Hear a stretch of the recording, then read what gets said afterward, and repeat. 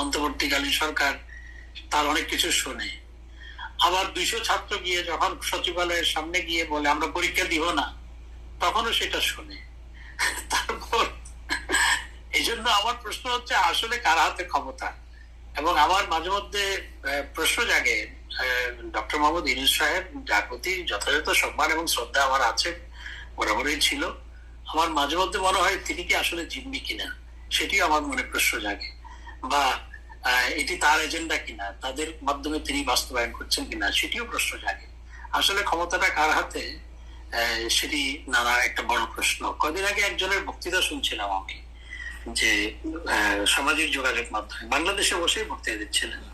উনি বলছেন যে ক্ষমতার অনেকগুলো বলয়, যে কয়েকটা বলয় ক্ষমতার, তো আসলে কে চালাচ্ছে, দ্যাটস এ বিগ কোয়েশ্চেন।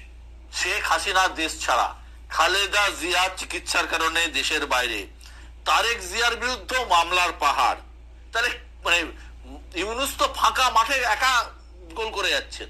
না, মাঠ ফাঁকা থাকে না। বেগম জননেত্রী শেখ হাসিনা দেশের বাইরে বলে তার লক্ষ লক্ষ কোটি কোটি সমর্থক ফলোয়ার দেশে আছে। জননেত্রী শেখ হাসিনাও very much in the country, কারণ জননেত্রী শেখ হাসিনার সাথে সবার সাথে যোগাযোগ আছে। এটি তো 20 বছর আগের দেশ নয়। 20 বছর আগে আপনার পক্ষে সম্ভব ছিল না সবার সাথে কমিউনিকেট করা, এখন তার পক্ষে কমিউনিকেট করা খুবই সহজ সম্ভব, এবং সবার সাথে উনি কথা বলেন, অনেকের সাথে কথা হয়, আপনারা দেখতেও পান মাঝে মধ্যে এগুলো লিক হয়। বেগম খালেদা জিয়া চলে গেল, তার দল তো আছে, তার দলের নেতৃবৃন্দ আছে, এবং তারেক রহমান তো গত 17 বছর ধরে, 17-18 বছর ধরে দেশের বাইরে থেকেই তো তিনি তার দলকে নেতৃত্ব দিয়ে যাচ্ছেন।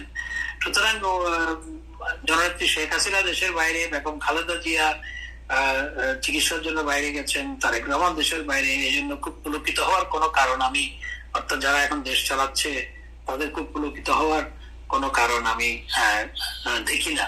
কারণ যখন রিক্সাওয়ালারাও যখন একটা মিছিল করে, তখন বলে যে এই যে স্বৈরাচার ফেরত এসছে রিক্সাওয়ালা হয়ে। যখন নার্সরা মিছিল করে, তখন বলে যে স্বৈরাচার ফেরত এসছে নার্স হয়ে।